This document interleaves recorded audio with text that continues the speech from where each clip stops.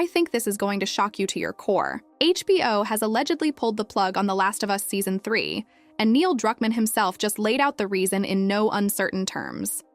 From the hushed corridors of HBO's boardroom to the riot of debates on fan forums, one explosive allegation keeps bouncing around. HBO backed the wrong lead. That claim is scorching through every corner of the internet. But is it the whole truth? Or merely the tip of an iceberg so massive it could sink the entire franchise? It happened out of nowhere. 2 days ago, a top YouTube commentator dropped a video declaring Season 3 dead in the water, pinning the blame squarely on the lead actor. I think this rumor went nuclear because it cuts to the heart of any hit series. If viewers don't buy the hero, nothing else matters. They said test screenings showed a loss of that crucial spark. They said key executives watched the rushes and felt the magic was gone. They said HBO saw the writing on the wall and hit abort. But what concrete evidence pushed them over the edge? That's the question roaming every comment thread. But that was only the beginning. Neil Druckmann has been crystal clear from day one. The Last of Us must end on its own terms. In his Polygon interview, he warned fans, "Don't bet on a third season unless the story absolutely demands it." I think that declaration was HBO's safety net, a license to walk away if future scripts didn't live up to the original's emotional impact. He didn't just set a creative bar. He raised the stakes for the network. Every draft had to prove its worth or face the chopping block. That mantra may now be the very sword that cut Season 3 loose. And yet whispers kept growing. Allegedly, insiders zeroed in on Bella Ramsey's portrayal of Ellie, claiming audiences felt a disconnect. I think that excuse is too tidy to swallow whole. Could one performance really topple a $200 million production juggernaut? Or is HBO wielding the wrong lead narrative to cloak deeper missteps? Ballooning budgets, clashing creative visions, boardroom power plays. They want a scapegoat. And Ramsey's name was the easiest target. But if an actor can't carry the show, what does that say about the script they're forced to deliver? And there's far more lurking beneath the surface. As soon as the cancellation rumor hit Reddit and Twitter, the fandom erupted like a powder keg. I think the emotional stakes couldn't have been higher. Some fans saw Season 2's tonal shifts and declining ratings as clear warning signs that another chapter was doomed from the start. They argued HBO was simply cutting its losses. Yet just as loudly, a second faction defended Bella Ramsey as the very soul of the show, insisting her Ellie was the glue holding everything together. Without her fierce chemistry with Pedro Pascal, they say, even the best scripts felt hollow. I think this split is a nightmare scenario for any producer. When half your audience blames creative missteps and the other half blames your star, there's no easy fix, only deeper division, and the plot thickens. Industry insiders point to the staggering price tag on Seasons 1 and 2.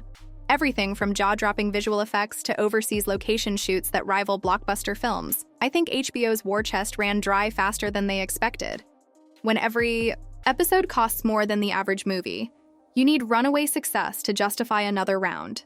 With Max originals like House of the Dragon and Warrior vying for budget, CFOs reportedly ran the numbers and saw diminishing returns. Canceling Season 3 might have been a strategic move to reallocate funds to safer bets. But this is more than just line-item math. It's a sign that even the biggest franchises can buckle under financial pressure.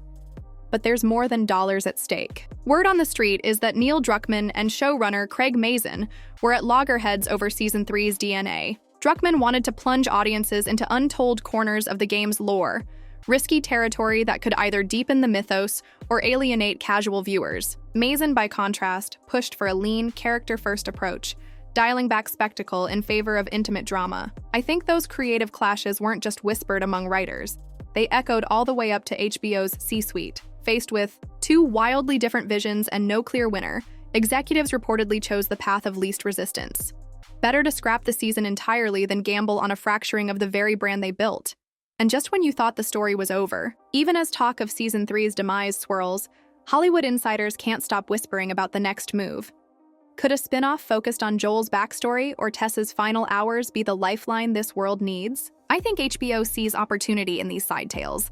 Bite-sized chapters that keep fans hooked without the risk of another sprawling saga. Imagine anthology specials diving into fan-favorite moments, a standalone episode on Bill and Frank, or a deep dive into the Firefly's origins. It's the same universe, but repackaged for safety. They could maintain the franchise's pulse without blowing another fortune on a full season, and without reigniting the fierce debates that killed Season 3, but the final act still looms. Here's the kicker. The Last of Us was destined to be HBO's crown jewel, the series that set the gold standard for video game adaptations. It wasn't just another streaming show, it was supposed to redefine prestige television, a masterpiece that bridged two giant fan worlds and drew in viewers who'd never touched a controller. I think canceling Season 3 slashes through that legacy like a machete. Now, instead of a seamless trilogy, fans are left with an incomplete saga, like reading the first 2 chapters of a bestseller and finding the rest ripped out. Every future video game adaptation will carry this stain. Studios will whisper, "Remember The Last of Us? HBO couldn't finish what it started." Writers, directors, and showrunners will step onto new projects knowing they're carrying that question on their backs. Will this end in glory? Or get yanked before it reaches its climax? I think that doubt will infect every pitch meeting, every boardroom discussion about ambitious adaptations. HBO's brand takes the hit too. They built a reputation on long-form storytelling, Game of Thrones, Westworld, Succession. Now one of their biggest bets goes up in smoke, and audiences will wonder whether any new show can truly see its vision through here. Will viewers click, play on a trailer for the next big fantasy epic? Or will they remember how The Last of Us stopped dead mid-arc? This isn't just about one series faltering. It's a message to every creative mind. Even a flagship property isn't safe. I think talent will start asking tough questions before signing on. They'll demand ironclad guarantees. And when storytellers can't trust studios to honor their creative commitments, innovation grinds to a halt, and that leads to an even bigger fallout. The fallout behind the scenes has been devastating. Word is morale on set has cratered. Writers who once reveled in crafting Ellie's next chapter are now ghosting their emails, hunting for the nearest exit. Directors who pitched bold visual sequences for Season 3 suddenly find their storyboards collecting dust. I think we're already witnessing a full-blown talent exodus. Seasoned crew members swapping The Last of Us badges for anyone else's call sheet that offers creative stability. When your best people start jumping ship faster than you can hire replacements, the creative engine grinds to a halt. Without that trusted ensemble of visionaries, writers, showrunners, cinematographers, what is left to salvage? A half-finished script boarded by strangers can't recapture the original spark. But wait, studios are already circling. While HBO scrambles to pick up the pieces, rival streamers are licking their chops. One industry insider let slip that Netflix has quietly greenlit a big-budget adaptation of a different Naughty Dog title, accelerating development as soon as they caught wind of Season 3's collapse. I think this is textbook Hollywood. You weaken one player and the vultures converge.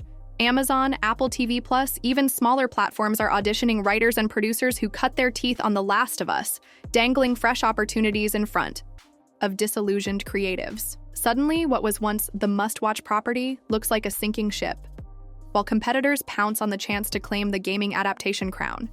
And yet, the loudest roar might come from the fans themselves. Believe it or not, fans aren't going quietly into that good night.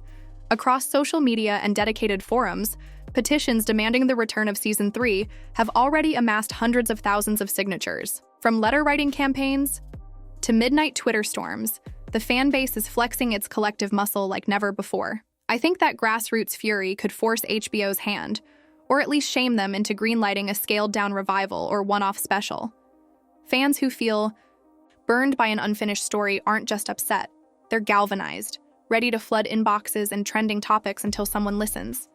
Never underestimate a fandom that feels betrayed.